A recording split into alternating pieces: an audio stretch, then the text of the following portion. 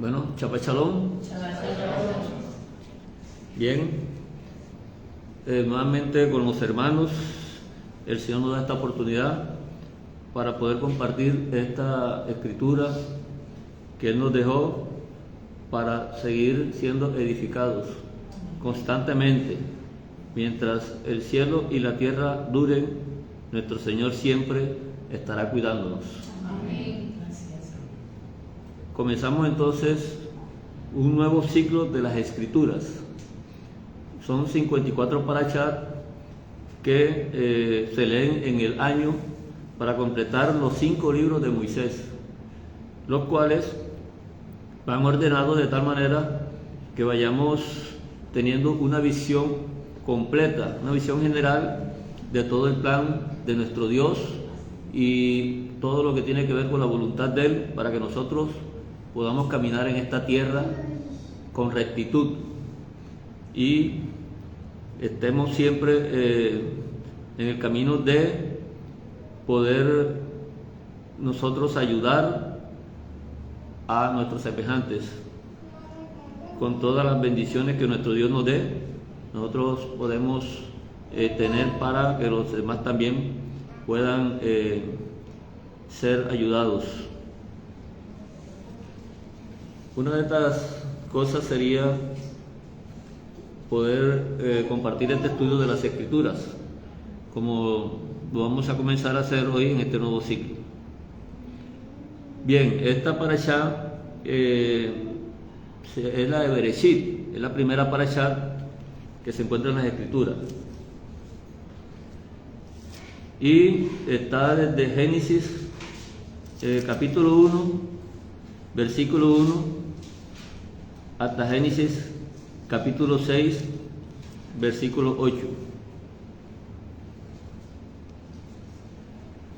Dice la Escritura que desde el Reshit creó Hashem los cielos y la tierra.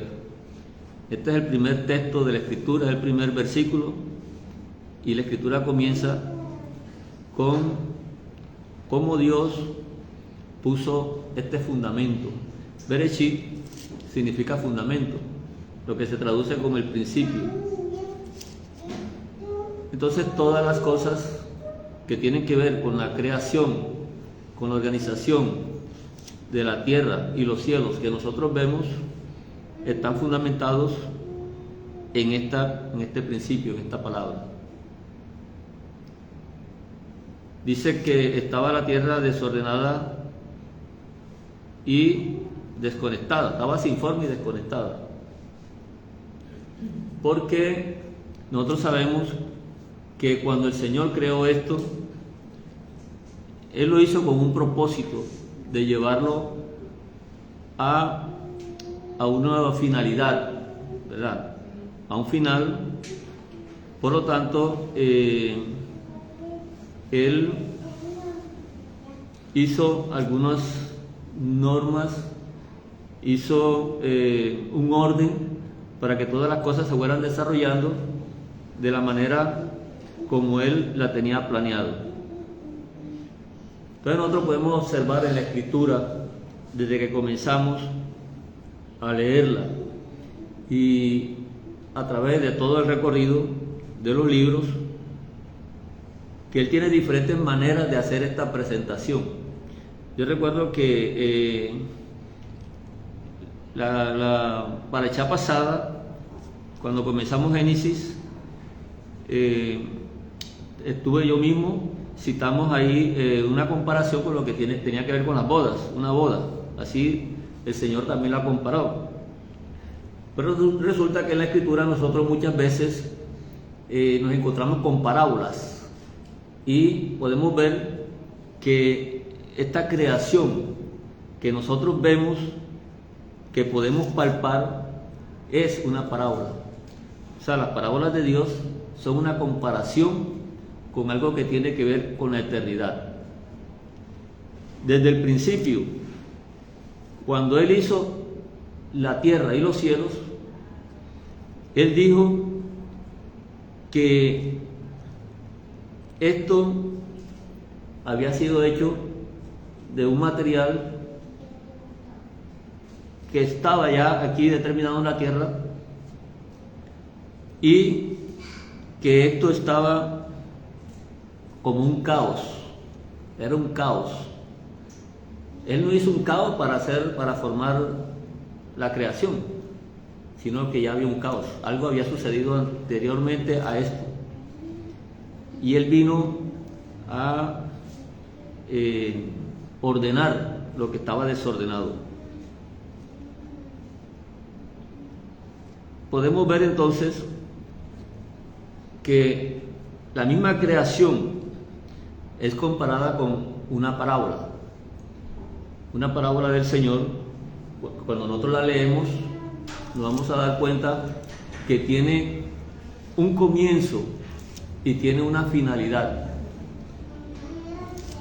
Siempre es una comparación, porque hay un punto en que va a alcanzar la plenitud, y a partir de ese punto comienza algo del cual ya no tiene medida, es algo indefinido, es algo eterno, que nosotros llamamos la eternidad o el siglo venidero. Todo lo correspondiente que nosotros estudiamos, entonces tiene que ver es con la parte que tiene que ver a la explicación del desarrollo de este mundo en el cual nosotros estamos presentes hoy en día por la voluntad y por la gracia de nuestro Dios. En Mateo 4:11 él usa esa expresión con los apóstoles, y muchas veces parece que él estuviera inventando cosas. El Señor inventó parábolas no, ya él está anunciando algo que tiene que ver con el fundamento de esta creación. Entonces, estamos en Marcos 4:11. Marcos 4:11. No, vamos a buscar Marcos 4:11.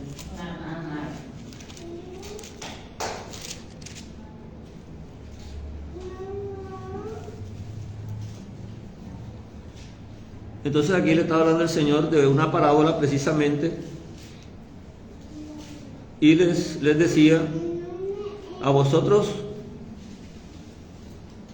les he dado saber el misterio del reino de Dios, mas los que están afuera por parábolas todas las cosas, para que viendo vean y no perciban, y oyendo oigan y no entiendan, por si acaso se convierten y les son perdonados sus pecados. ¿Por qué parece dura esta parábola o esta forma en que el Señor les está explicando esto a ellos? Parece que entendieran que Él estuviera tratando de impedirles que oyeran o impedirles que vieran. Pero la misma parábola, la misma explicación está encerrando un misterio, el cual dice que a nosotros, los creyentes, los que están en la esperanza de este mundo venidero y son fieles, dice que les habla directamente. Eso no estaba determinado hasta ese momento, cuando ellos están oyendo esta explicación, porque hasta ese momento no estaba nuestro Señor no estaba su presencia aquí con nosotros. Sabemos que Él vino, como nació de mujer, y tuvo todo naturalmente lo que nosotros podemos, crecimos, sufrimos, padecimos, tomamos cuando tenemos sed, toda esta parte de la naturaleza. Entonces determinaron que nuestro Señor sí estuvo aquí físicamente con nosotros, y era una promesa que Él incluso había hecho y estaba anunciada por los apóstoles y por los profetas primeramente. Entonces, esa parte del misterio de Dios es lo que el Señor les está hablando en este momento. Hay un misterio que siempre estaba detrás y que los profetas solo tenían acceso cuando el Ruach HaKodesh descendía sobre ellos. Igualmente sucedió con los apóstoles. Ellos llegaron a entender la resurrección de nuestro Señor mucho después de que eso sucediera. Y el Señor fue quien les abrió el entendimiento. Entonces, un ser creado en la naturaleza tiene que ver en la forma como nosotros concebimos el concepto del Adán que fue creado primeramente en esta tierra. Entonces podemos mirar ese diseño de este Adán, que fue el primer Adán creado en la tierra. Por eso dice que él fue creado, primeramente creado, y luego fue formado. Pero cuando leemos la escritura, vamos a leer Génesis 1:26.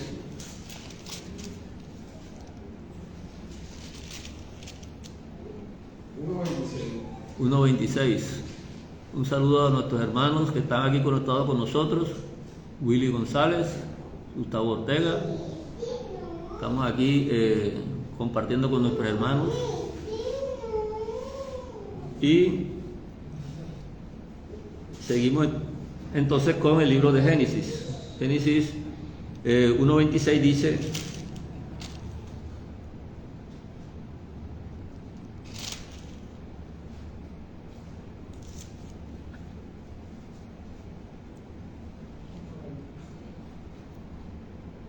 entonces dijo el Señor: hagamos al Adán a nuestra imagen y conforme a nuestra semejanza. ¿Cierto?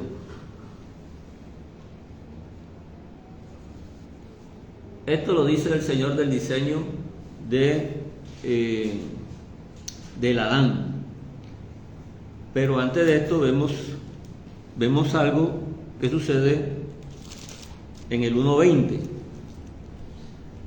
Dice el 1:20 que el Señor dijo: produzcan las aguas seres vivientes, en nefes allá, la palabra que aparece ahí, y aves que vuelen sobre la tierra en la abierta expansión de los cielos. Y si leemos el 24, dice: luego dijo Dios, Hashem, produzca la tierra seres vivientes según sus géneros. Y en el 20 entonces vemos que las aguas están produciendo aves y animales que viven en el agua. Y en el versículo 24 estamos viendo que la tierra también tuvo seres vivientes, produjo seres vivientes según su género, que son las bestias y las serpientes. Entonces vemos una diferencia entre cómo procedieron los unos y cómo proceden los otros.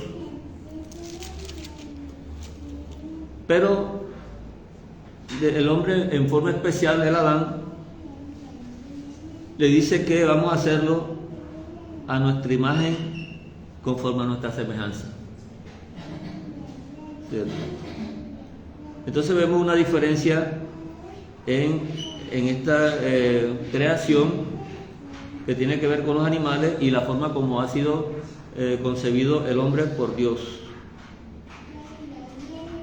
El 27 dice: y creó Dios al hombre a su imagen, a imagen de Dios los creó, varón y hembra los creó. Se está refiriendo tanto a la mujer como al hombre.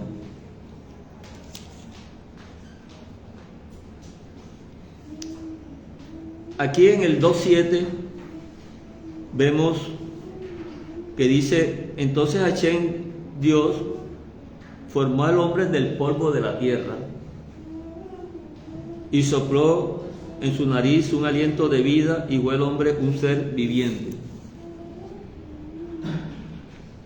Entonces vemos que igual el hombre un ser viviente, que es la palabra nefes allá, igual que los animales. Los animales fueron nefes allá, lo que leímos. El 1:20 dice que el agua produjo seres vivientes o nefes allá, y en el 24 dice que la tierra produjo nefes allá, de animales, serpientes y animales y bestias que se mueven sobre la tierra. Y el hombre Fue creado un Nefesh Hayah, pero tiene algo diferente a los animales, que fue un soplo de vida, un Nisma Hayim. Entonces la palabra soplo nos está ubicando a nosotros en algo que recibió él, y por ser la palabra de esa manera, un soplo, no un viento o algo permanente, sino un soplo es como algo efímero, algo rápido, algo que no es permanente, un soplo. Entonces ya él está sometido a un principio de una, digamos, plenitud, de ser completado en algún momento. O sea que el ser humano fue hecho en base a eso, no estaba eterno. En ese momento el Adán no estaba eterno, no era eterno, estaba hecho del polvo de la tierra, y a pesar de que los animales, algunos salieron del agua y otros produjeron la tierra, la misma escritura nos está diciendo que todos proceden del polvo. Consiguiendo la idea, nosotros sabemos que para un científico actualmente todo es polvo, no porque sea agua no es polvo, porque todas las cosas a nivel atómico, subatómico, están hechos de partículas. A medida que el hombre ha ido avanzando en la ciencia, se da cuenta que cada vez descubre cosas más pequeñas. Entonces, hasta el momento, la misma escritura también lo dice. No es algo que ellos hayan descubierto fuera de serie. Mire lo que dice Eclesiastés 3:18. Vamos a buscar Eclesiastés 3:18. A ver si lo encontramos aquí rápido.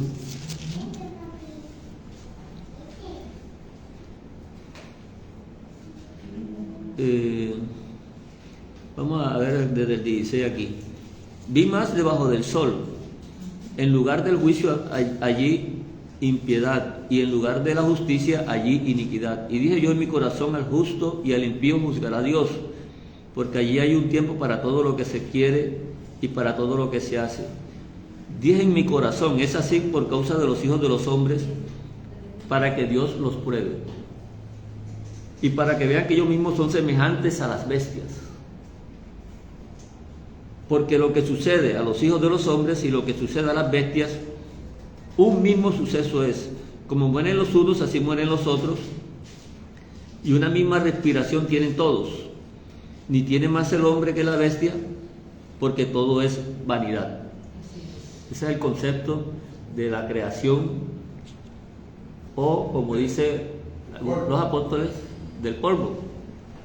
Esto también se le llama las cosas primeras. Las cosas primeras, las que Dios creó, las cuales tenían que ser removidas. Luego, para que sean establecidas, las que son permanentes. Entonces nosotros tenemos que ir viendo el concepto de la escritura de esa manera. Y por eso estamos viendo la creación también como una parábola de Dios. Si nosotros entendemos la forma como Dios está ubicando todo, vamos a entender entonces muchas cosas que Él lo explicó, que eran el misterio del Señor.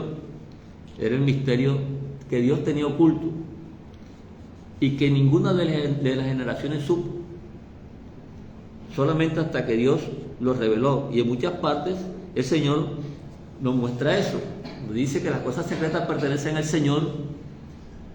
No está diciendo que nos está escondiendo algo, sino que hay algo que no tenemos acceso, pero que si es la voluntad de Él, nos la puede revelar.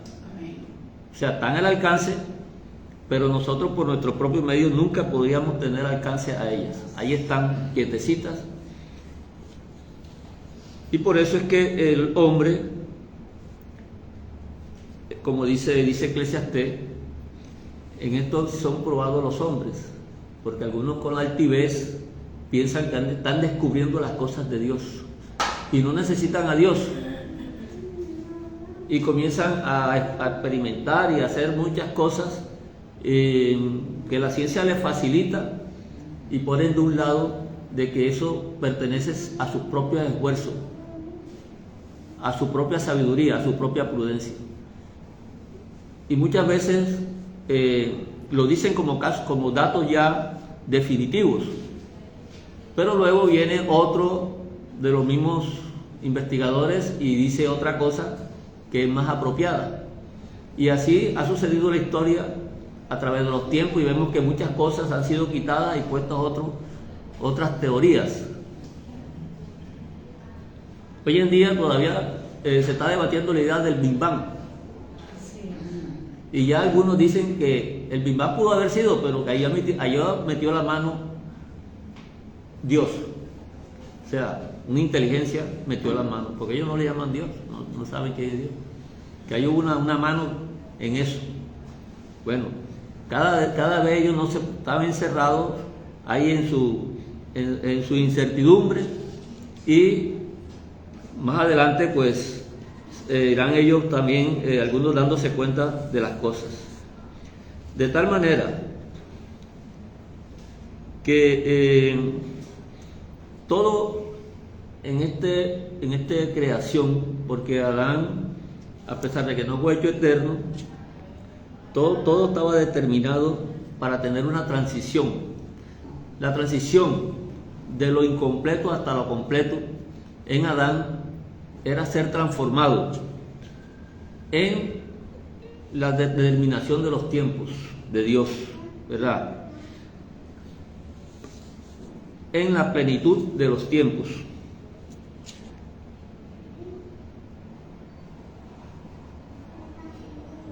La resurrección entra ya es como parte de lo sucedido, pero eso tampoco estaba ajeno a la forma en que la creación estuvo hecha. Nosotros mismos como seres humanos también somos una parábola. Es como Dios nos ha hecho a nosotros, cómo nos ha creado, y nos damos cuenta que el cuerpo se enferma y trata de regenerarse, las enfermedades se sanan. Él mismo tiene algo ahí que funciona. Lo mismo la creación tiene ese fundamento.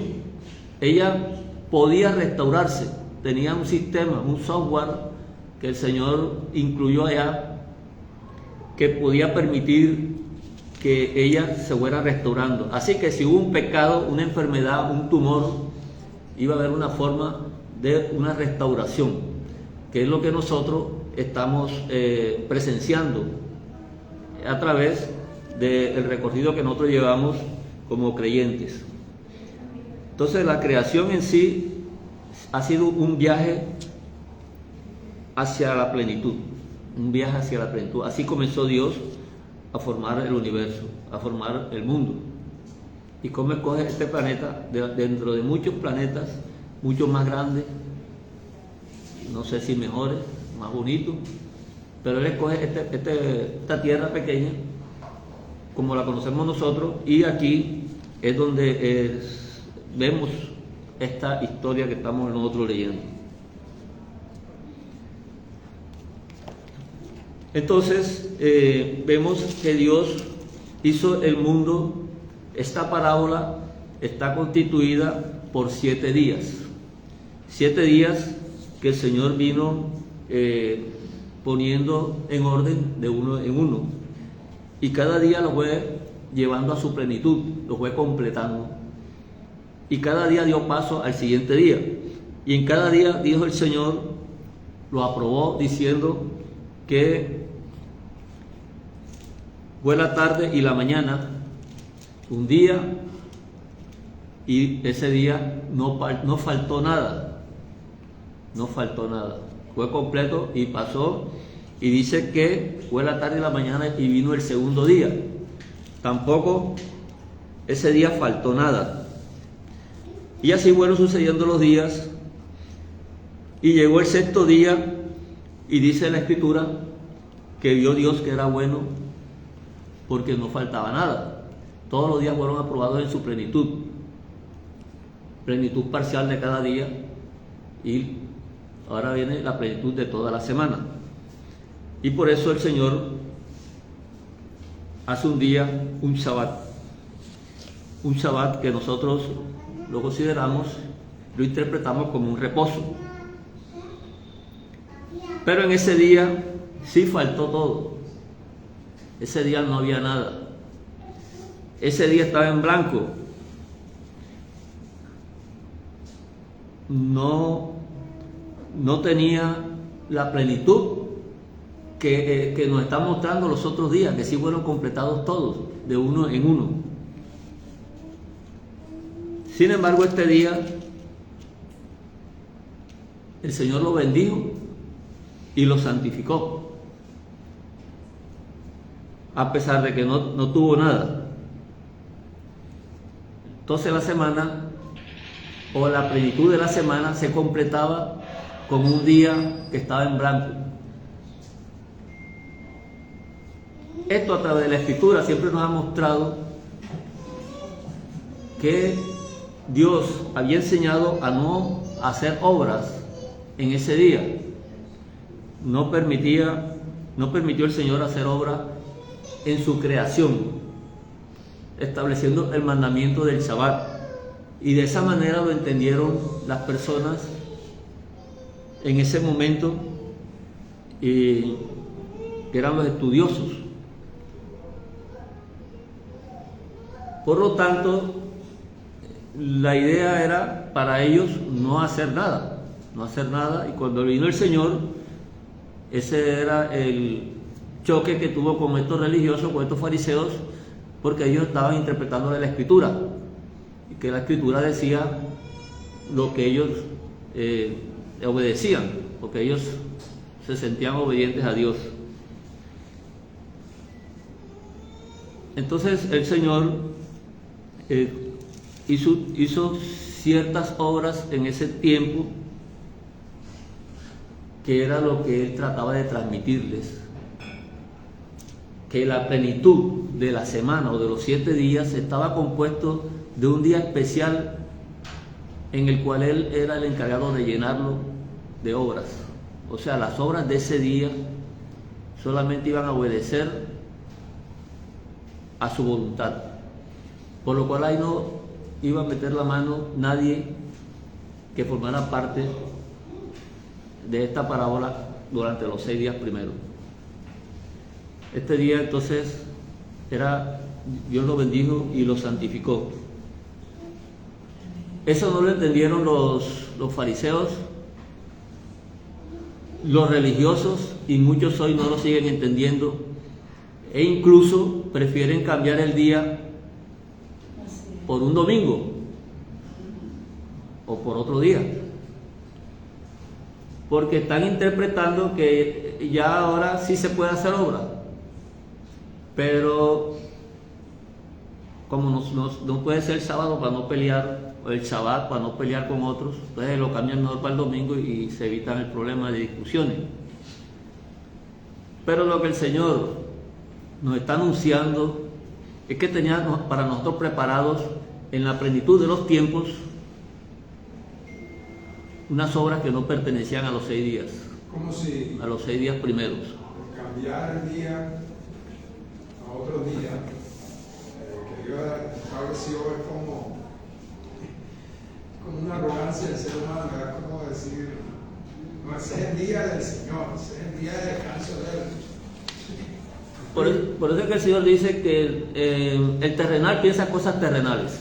Así es. Esos misterios de lo que estamos hablando, que el Señor tenía preparado para los que le aman, precisamente son los que no se puede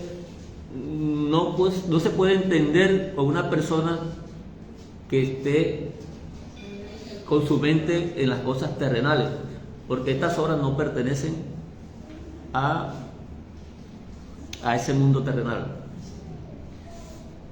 están por encima de lo que pertenece, lo que Él creó en el mundo terrenal.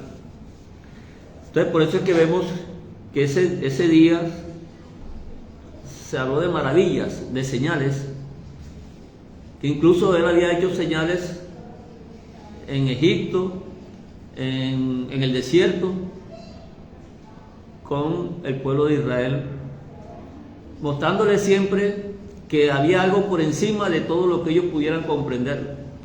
¿De dónde salían esas cosas que ellos recibían, que eran imposibles? Ganar una batalla a unos enemigos con pocos soldados, ¿cierto? Son 300 hombres. Exacto. Tumbar una ciudad. Todas estas cosas, no hay ninguna ley, ningún científico puede mostrar ninguna fórmula para explicar esto. A esto es lo que nosotros llamamos milagro. Entonces, la venida del Señor llegó a su plenitud con este día en que Él estuvo aquí, que es el mismo día en que nosotros nos encontramos ahora después de su venida. Él le llamó Shabbat, el Shabbat del Señor, porque hizo la comparación de que si Josué nos hubiera dado el reposo, no estaría hablando del otro reposo, que se considera o corresponde con la plenitud del día de la semana, que es el séptimo día. Y ahí está la importancia de por qué en toda la Escritura el Señor insiste en este número 7. El número 7 se encuentra en una cantidad de cosas, una cantidad de mandamientos, pero ¿a qué se debe esa insistencia? ¿A qué tiene relación esa insistencia? El día 7, el día en que Él iba a transformar nuestros corazones, el día de la circuncisión del corazón, no hecho de manos de hombres, que era lo que hasta el límite que podía tener un sacerdote o cualquier ser humano, cualquier ser mortal aquí en esta tierra.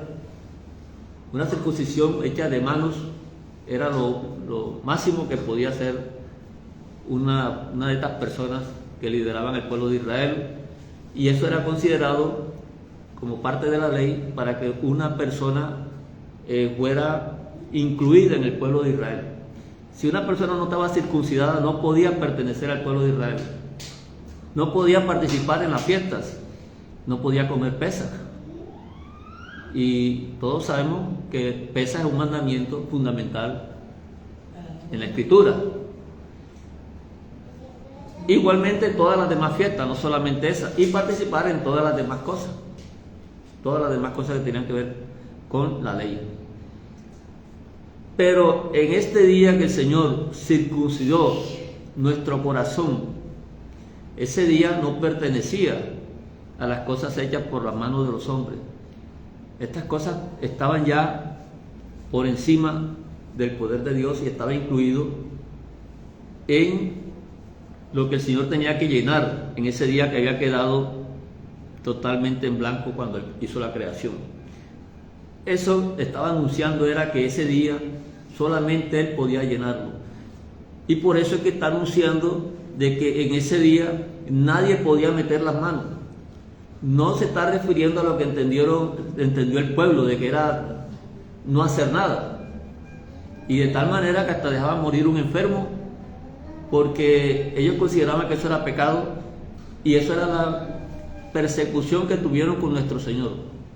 Cuando el Señor hacía un milagro, o sea, una obra con la que Él vino a llenar el día que estaba en la creación estipulado para Él, para el mismo Dios, entonces ellos lo que hacían era perseguirlo, porque su mente no comprendía el misterio, no comprendió la parábola de Dios. Y en base a esto, muchos hoy en día están iguales, por muy religiosos que sean. Están más pendientes al requisito que al contenido de este mandamiento. Por eso entonces nosotros vemos cuando el Señor habla del reposo en Isaías, ¿verdad? Incluso incluye a los gentiles que no tenían nada que ver con la ley, y solamente le dice los que guarden mi día de reposo, y muchos lo mandan a guardar el séptimo día. No, el séptimo día es que tú no puedes dirigirte aquí una cantidad de distancia, no puedes caminar, tienes que quedarte quieto, cuidado, no nada, no hagas más nada. Los requisitos. Eran los requisitos que pensaban que tenía que cumplir el gentil, mas el Señor le estaba diciendo que ellos estaban en el misterio de Dios. Ese era lo que el Señor le llama la fidelidad. Entonces hay una gran diferencia, que aquellos, dice que los que ven y no perciben, porque ven las cosas de la naturaleza, pero no perciben el contenido, el sentido que tiene y lo que le está mostrando esa gran obra creada por Dios, que está ante nuestros ojos diariamente y del cual nos dio la vista para poderla nosotros contemplar. Y un ciego que no tiene la vista, ¿cómo puede confesar un misterio de Dios si no ha visto nada de lo que está a su alrededor? Porque el Señor no lo está juzgando desde esa posición de la naturaleza. Cuando el ciego Bartimeo dijo, hijo de David, era decirle, tú eres el que estamos esperando, tú eres el Mesías, tú eres el Salvador de Israel, tú eres el enviado, tú eres el mensajero que viene de allá arriba, porque nosotros aquí conocemos los mensajeros que son los profetas que traen el mensaje, pero un mensajero que venga de allá arriba, el Mesías, ese eres tú. Esa es una confesión, eso fue lo que confesó el ciego con sus ojos que no podían ver la luz. Mas aquellos que tenían los ojos naturales no lo confesaban y tenían más ventaja. Entonces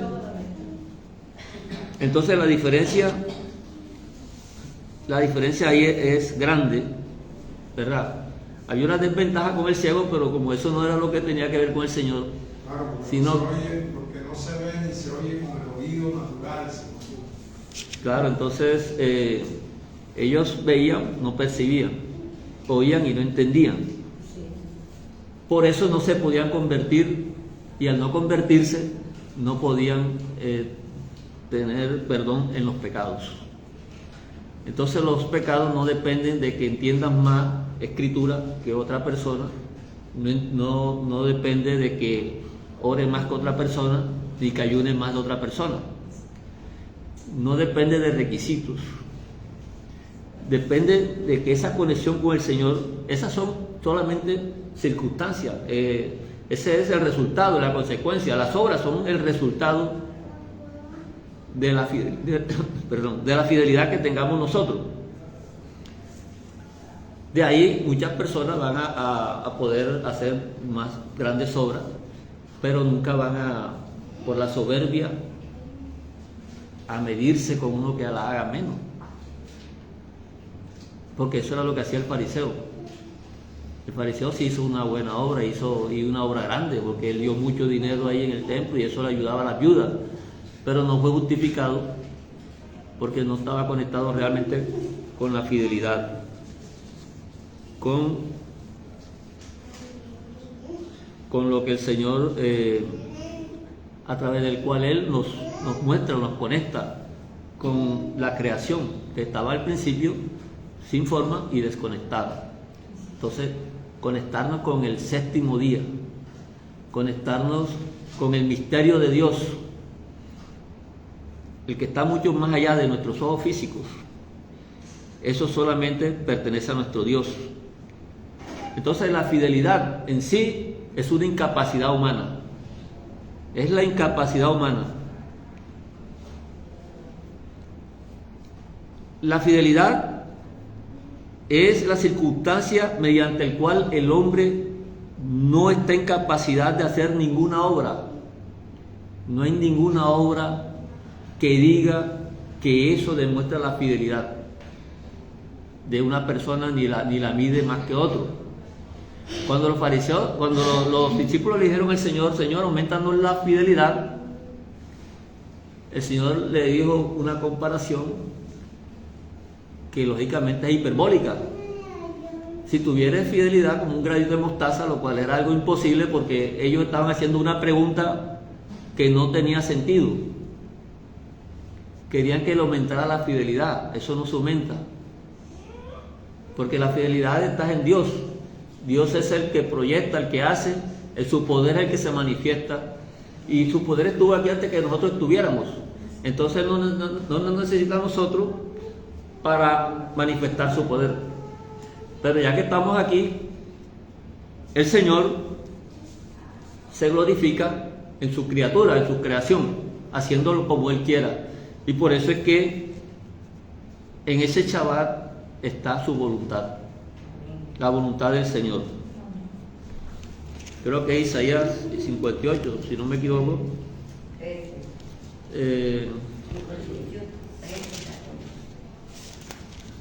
Busquémoslo un momentico si lo podemos encontrar. A ver, para ver.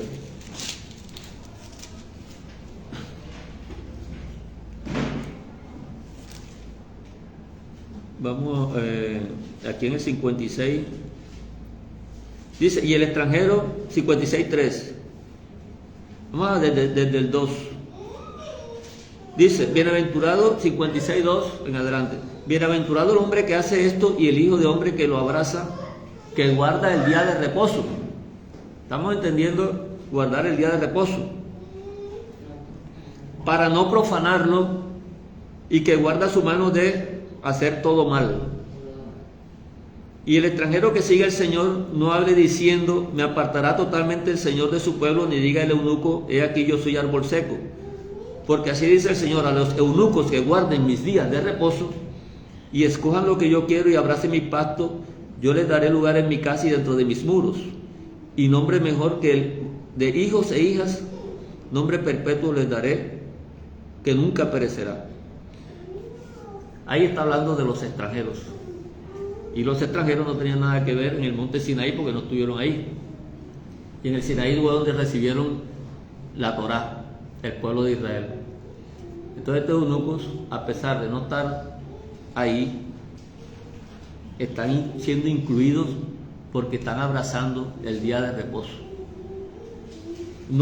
Aquí no les está hablando de ningún otro mandamiento en sí, pero Isaías se ubica precisamente en esa parte, porque esa parte encierra un contenido total de lo que es el misterio de Dios. Todos nosotros queremos saber el misterio de Dios. Entonces, como estamos pasando por este día del día de reposo, y ahora mismo es nuestra señal, por eso dijo el Señor, es señal, el día de reposo es señal del pueblo de Israel.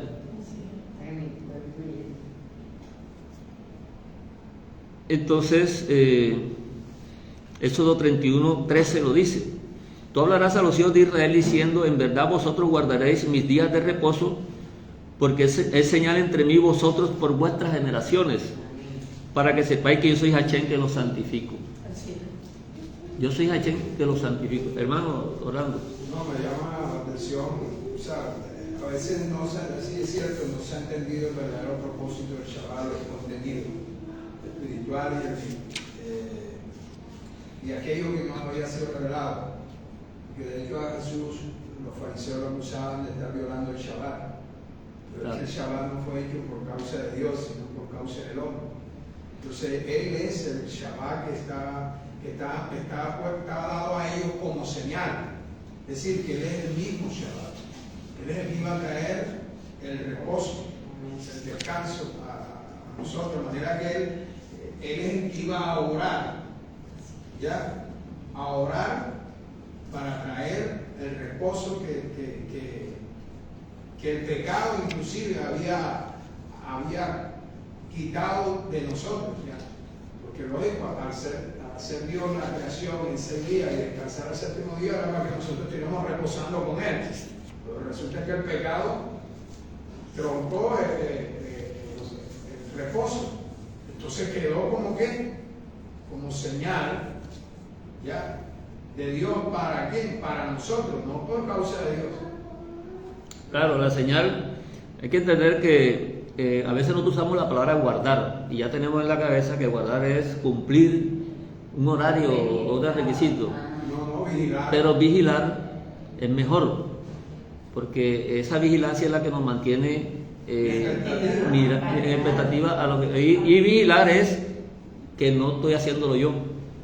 En cambio guardar si es como si yo lo estuviera haciendo. Voy a guardar, voy a hacer, pero vigilar es que yo no estoy haciendo nada, sino que estoy pendiente solamente.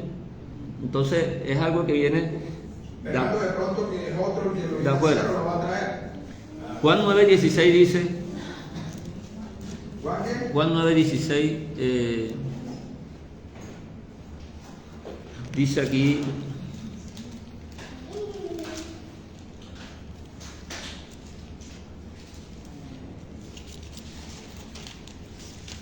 vamos a ver un poquito la historia de esta 9:16.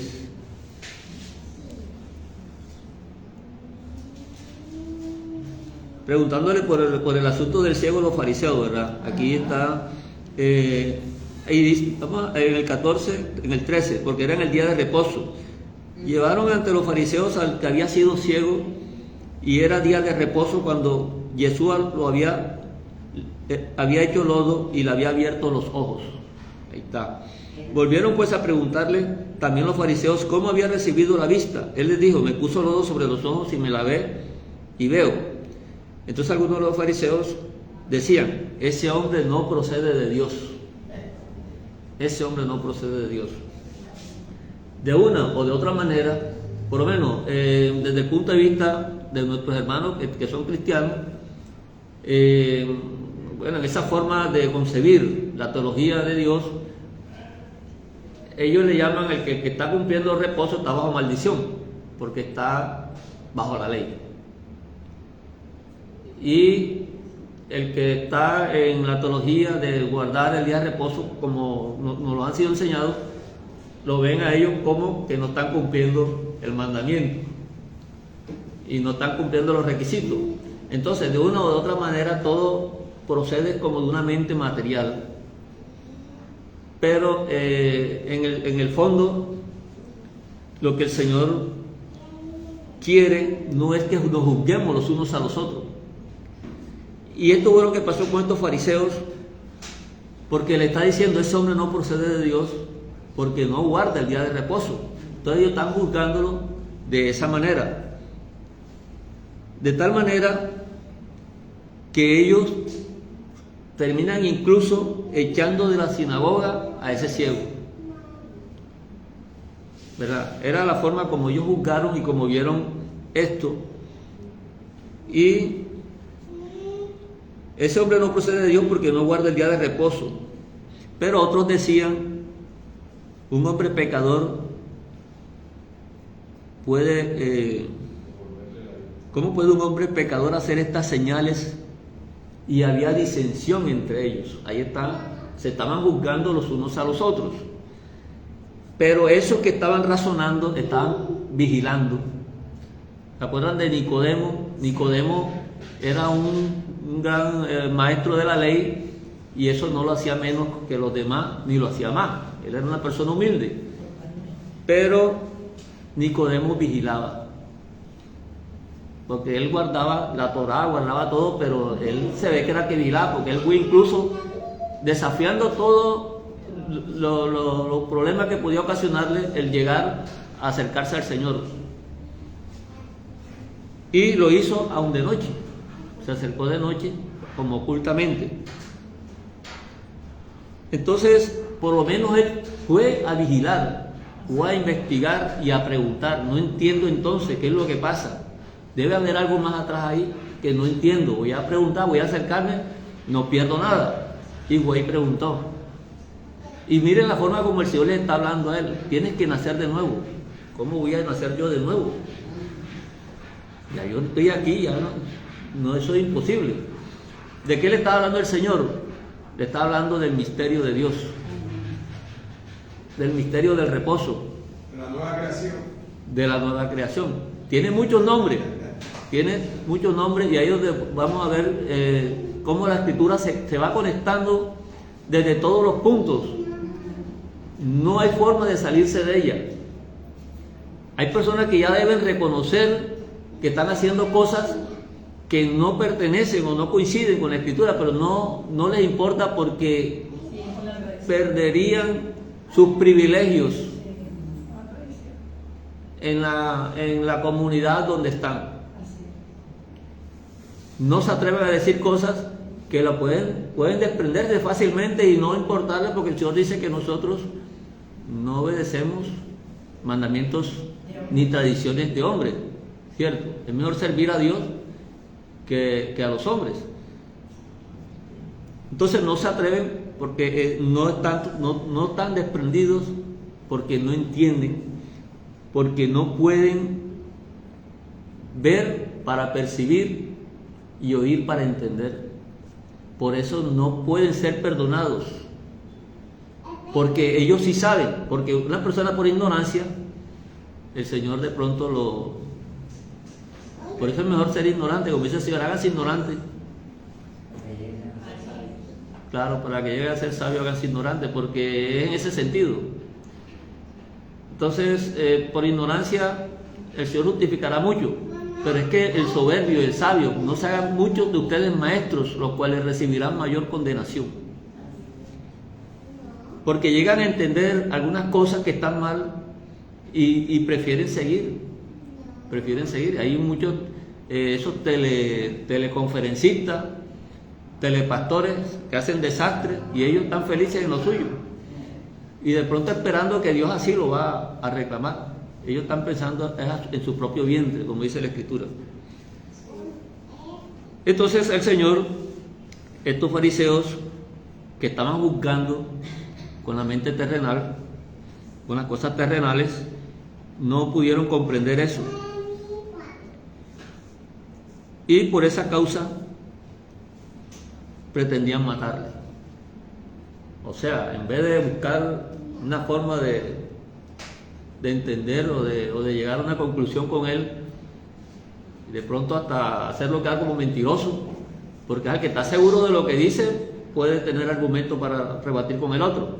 No se atrevían, porque la doctrina que tenía el Señor, como decían los discípulos que lo seguían, ¿qué clase de doctrina es esta? Eso nunca lo habían oído, y eso que habían leído toda la Torá y hasta se la sabían de memoria, pero esta doctrina no la hemos visto. Y muchas veces el Señor dice: el que guarda mis mandamientos es el que me ama. Y Él se está refiriendo a lo que Él trajo, que es de gran valor, que el oro, de más valor que el oro, como dice la misma Escritura.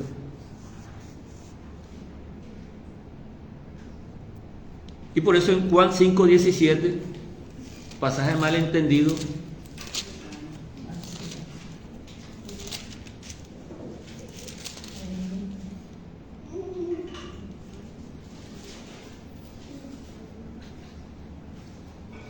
vamos a leer desde el 15 aquí. Dice, desde el 5:15 vamos a leer. 5:15. Juan 5:15. El hombre se fue y dio aviso a los judíos que Yeshua era el que le había sanado. Y por esta causa los judíos perseguían a Yeshua y procuraban matarle, porque hacía estas cosas en el día de reposo. O sea, hacía obras que en el día de reposo, que ellos entendían, no debían hacerse. Estaban prohibidas, no se concebían y entonces no podían ser aceptadas, porque estaba él desobedeciendo la Torá y desobedeciendo a Dios. Incluso no tanto muchas veces hablar de la tradición. El Señor fue más allá de la misma Torá, fue más arriba, porque es que Él es la cabeza, eso es lo que dice. Y si estamos hablando de la parábola, la creación es un cuerpo, como nosotros nos clasifica muchas veces como cuerpo, y lo que faltaba en el día de la semana, que era la cabeza, el día de reposo, también es Él. Y siempre la creación fue hecha con ese faltante, que supiéramos que ahí faltaba algo. ¿cierto? Y hasta el día de su venida es que los discípulos vinieron a entender eso. Dice que en Él estamos completos, solamente en Él estamos completos. O sea que antes no, Adán terrenal no fue hecho completo. Él tenía que esperar lo que le hacía falta, pero él quiso adelantarse, él quiso llegar más rápido, cortar el camino, y por eso fue que hicieron lo que hicieron, llegar al conocimiento antes de tiempo, antes de que el Señor hablara de la plenitud de los tiempos, que estaban dispuestos ahí en esa misma creación. Y no es que ahora sea otra plenitud diferente, sino que todo está en lo mismo, determinado. La misma creación está en el rumbo que el Señor la puso desde el principio. Y nosotros estamos incluidos ahí, porque somos parte de esta creación. Entonces ellos no oían, no entendían, no percibían. Oían, pero no entendían. Lo que decidieron fue que lo tenían que matar, para que no haya esa contrariedad que él trajo. Mejor lo quitamos y seguimos manteniendo esta línea de guardar las cosas que nosotros, ya nuestros ancianos y nuestros maestros nos han enseñado la tradición, la tradición. De violar la tradición, sí. Entonces por eso Juan 5:17, cuando dice: y Jesús le respondió: mi Padre hasta ahora trabaja y yo trabajo. Entonces, si nosotros miramos la Torá con respecto a lo que sí está escrito en el libro de Levítico, en todos los libros, literalmente está determinado que no había que hacer nada, porque hubo una persona que incluso violó el día de reposo y el mismo Dios determinó que había que quitarle la vida. Moisés fue y le preguntó: ¿qué podemos hacer? Y Moisés le quitó la vida. Y dice que violó el día de reposo. Ahora, el Señor trabaja, dice: mi Padre hasta ahora trabaja y yo trabajo.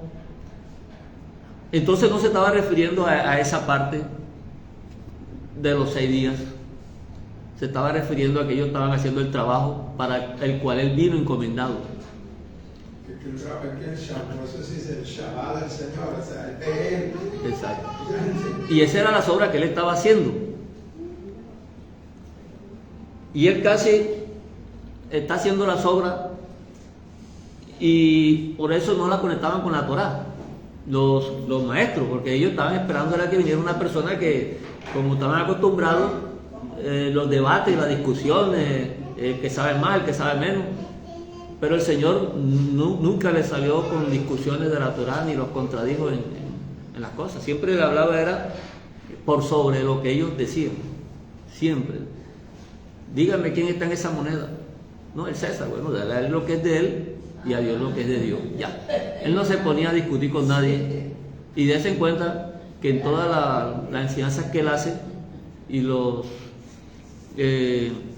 cuando está haciendo una de estas explicaciones, cuando por ejemplo está el caído, la persona que se cayó estaba moribunda, pasó el levita y no lo recogió, no lo ayudó. Él no se puso a discutir con ellos, ¿no? El levita hizo mal, el levita no, ¿qué es lo que nosotros normalmente hemos hecho? Ese levita, ¿cómo pudo haber hecho eso? Porque nos sentimos mejores justos que el levita que está ahí en la explicación. Pero el levita sí hizo lo correcto, según la Torá sí hizo lo correcto. Él no podía contaminarse porque él tenía que estar para lo cual fue el escogido, y él estaba en eso. Entonces él tenía que pasarse de largo. Y vino el otro, el sacerdote, también se pasó de largo. Y el Señor no está discutiendo, si uno lee la Escritura, ellos no están discutiendo por eso. El Señor lo que le dice, ¿qué le parece que hizo lo mejor? Porque un samaritano que no sabía nada de la Escritura, no le está ni preguntando por la Torá. Le está diciendo: ¿quién les parece a tu juicio? ¿Quién? O sea, si ustedes son ya hijos del juicio, hijos del entendimiento, ustedes ven esa situación, ustedes, ¿Qué cree usted que hizo? Busquen ustedes. Busquen ahí. ¿Quién hizo? Ajá, ¿qué le parece a usted mejor? Entonces, en aquella época, esa pregunta equivalía, no, el sacerdote hizo lo correcto. Y en esta época, No. bueno, en la época de lo que estaba haciendo él sí estaba correcto, pero lo que está el Señor trayendo, la ley de Dios, la que Él se refiere, que es la que tiene que ver con las cosas que no son perecederas, es que las cosas que son inmortales pertenecen a una ley de inmortalidad. Entonces, el Señor trae juicios en base a lo que Él está prometiendo, que es la continuidad de la vida. Porque ese soplo que le dio al Adán tenía que ser un manantial de vida. Ya no iba a ser un soplo. Cuando llegara Él a la plenitud de los tiempos de la creación, Él iba a pasar a ser transformado. Entonces ya ese soplo no iba a ser soplo. Ese soplo simplemente estaba determinado, era para el tiempo en que tenía que suceder el proceso de la transformación, de la formación primero, la creación, la formación y después la transformación.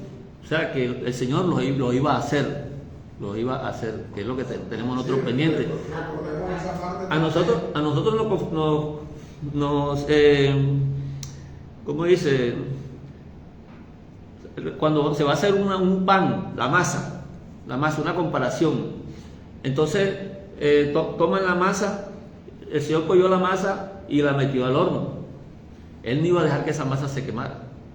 Antes de que ya se quemara, o sea, en el preciso momento Él le iba a sacar. Ese es el punto de la creación. No iba a dejar que Adán muriera. Por eso le dijo, no vas a conocer muerte. Pero si comes de eso, vas a conocer la muerte. Porque yo te hice a ti fue para transformarte. Entonces, a él le tocó pasar y conocer la muerte. Eso no lo iba a conocer Adán. Y por eso es que cuando él dijo, estaba aquí con los discípulos y le preguntaron, él dijo, ciertamente muchos de los que están conmigo en este siglo no conocerán la muerte. Porque el mundo, eso lo podemos ver en la paracha que sigue, que el mundo quedó dividido en dos siglos. El siglo de Noé, que pertenece a los que perecieron, y después de Noé vino lo que le llama el Señor el siglo este. Y este siglo, a partir de Noé, o sea, los que partieron de ahí hacia adelante, dice que algunos de los que están en este siglo, que puede ser cualquiera, antes de la venida de él, o en el momento de la venida de él, dice, muchos de los que están aquí no verán la muerte. Es lo mismo que le iba a suceder a Adán. Si llega a ese momento de la plenitud y llega el Señor, no van a conocer muerte. Seremos transformados. Eso lo dice el Señor. Lo dice el libro de Corintios, ¿cierto? El libro de 1 Corintios, vamos a buscarlo. 1 Corintios.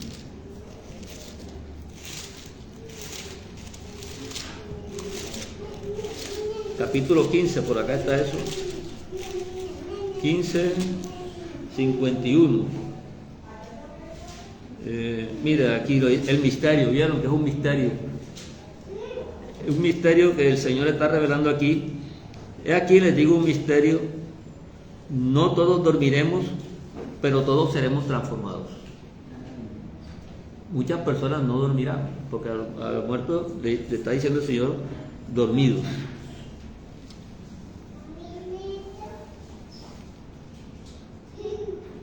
Todos seremos transformados, incluso los dormidos. Unos resucitarán, pero en la transformación también.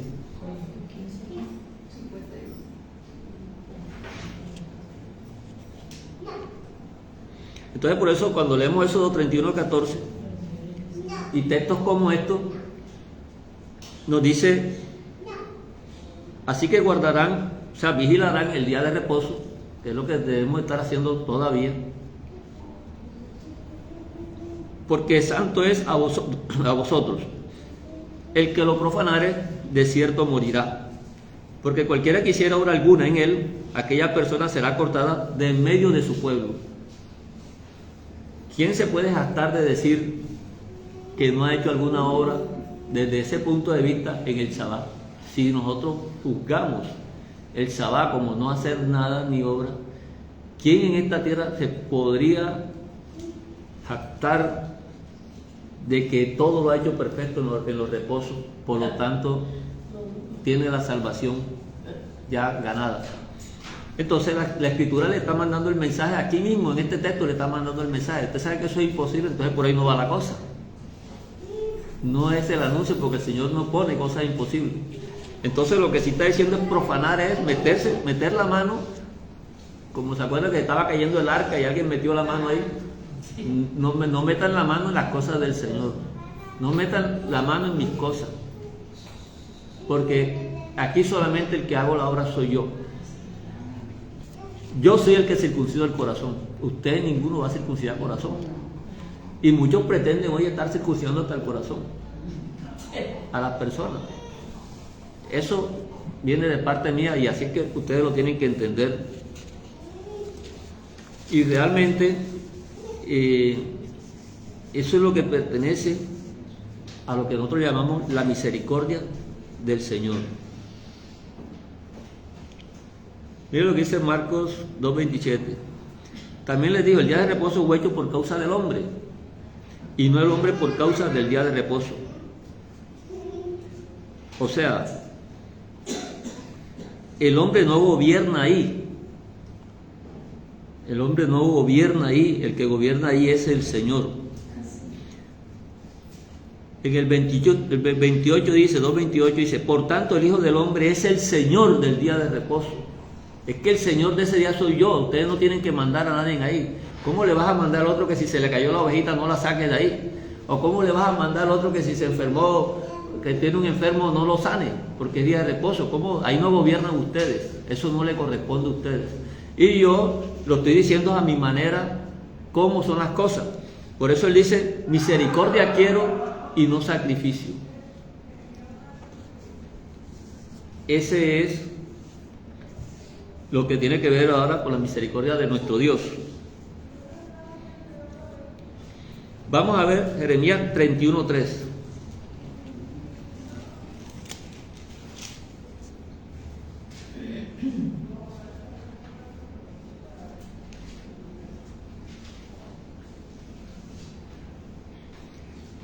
El Señor se manifestó a mí hace ya mucho tiempo diciendo, con amor eterno te he amado y por tanto te prolongué mi misericordia. La palabra Hesed, usted lo puede traducir de la manera que quiera. Hesed, piedad, misericordia, favor, clemencia, gracia, bondad, fidelidad, constancia. Pero siempre va a tener que ver con lo continuo, el amor continuo de nuestro Dios. El Hesed de Dios es continuo a pesar de cualquier circunstancia por la que esté pasando el pueblo. Y el pueblo pecó y se descarrió y Dios no le quitó su misericordia, porque ese es el amor continuo de Dios.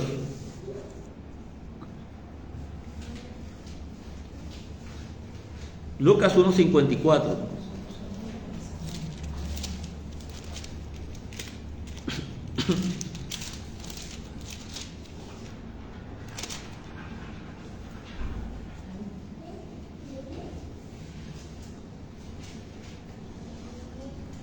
Mire, socorrió a Israel su siervo, acordándose de la misericordia de la cual habló a nuestros padres para con Abraham y su descendencia para siempre. Aquí es donde comienza y entra Abraham en el asunto de la promesa de Dios y la forma como Dios comenzó a reunir a las naciones, ¿verdad? Entonces, eso lo está diciendo. Esto está en el libro del libro de Hechos. Es un cántico que hay aquí. Está cantando María. Entonces María dijo: engrandece mi Señor, mi alma el Señor.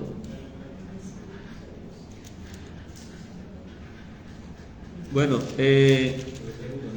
este asunto de la misericordia del Señor era el celo que Él tenía por su pueblo, porque los líderes lo habían descarriado de esa visión, metiéndole en la cabeza mandamiento y mandamiento, y lo que lo tenían era desorientado, porque lo habían apartado de la misericordia de Dios. Entonces, Mateo 23.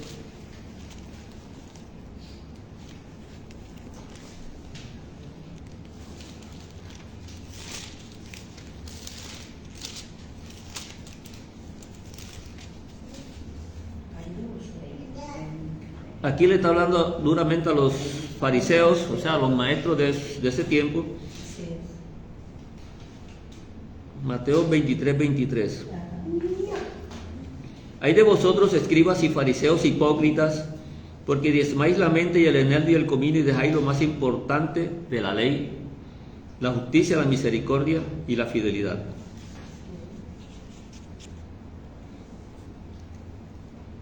Miren que esos no son mandamientos, ¿cierto? Ese es el resultado del mandamiento.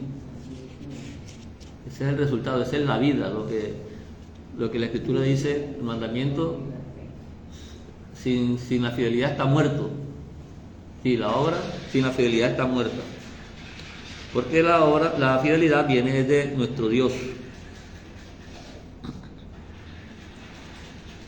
La misericordia es primero, no las obras. Por eso cuando el ciego le dijo al Señor: ten misericordia de mí, ya le había hecho lo suficiente y lo correcto. Y ese ciego se hubiera podido ir ciego para su casa sin ningún problema, feliz de haber recibido la misericordia, y era suficiente. Y el Señor le ofrece entonces darle la vista. El Señor le pregunta: ¿qué quieres que haga por ti?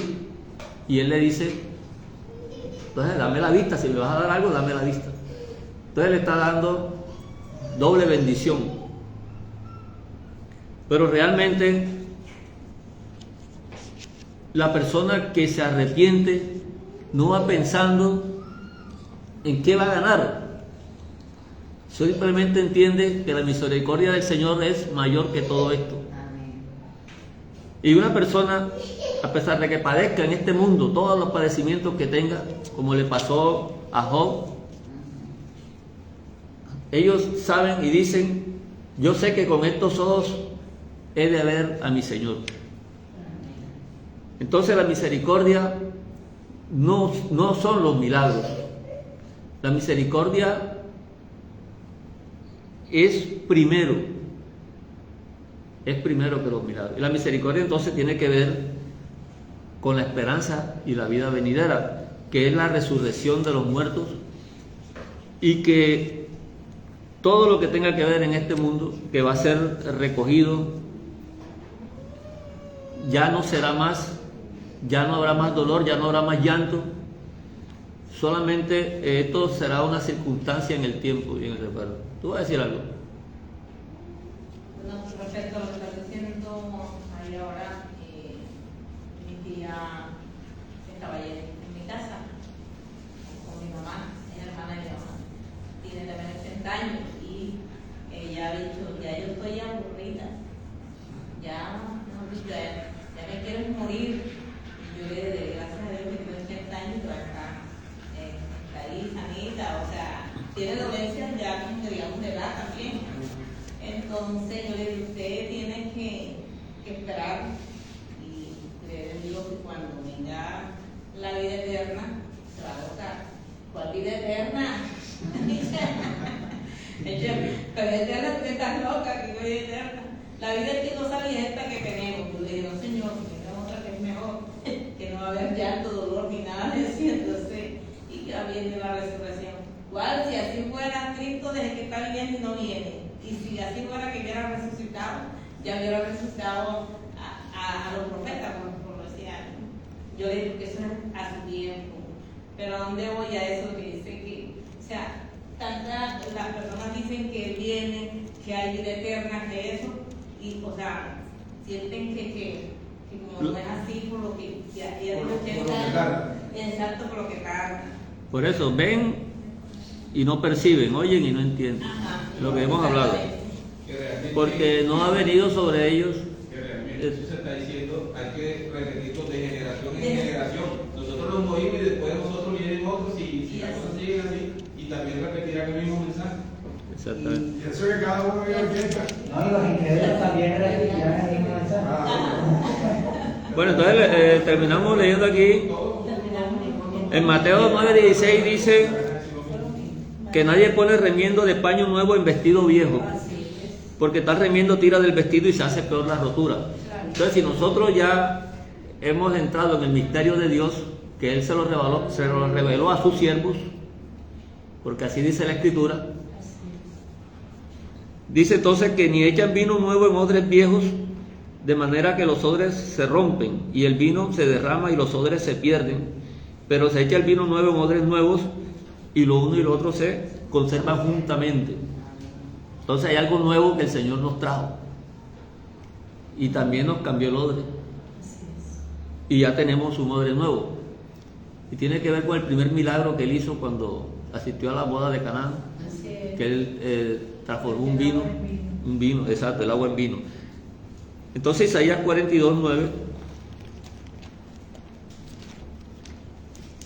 Isaías 42:9 dice: he aquí se cumplieron las cosas primeras, que tiene que ver con las cosas de la creación, ¿verdad?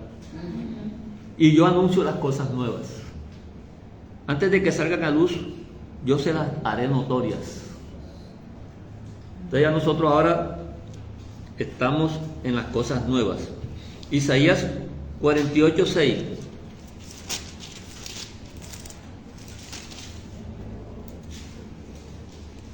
Lo oíste y lo viste todo, y no lo anunciaréis vosotros. Ahora pues te he hecho oír cosas nuevas y ocultas que tú no sabías.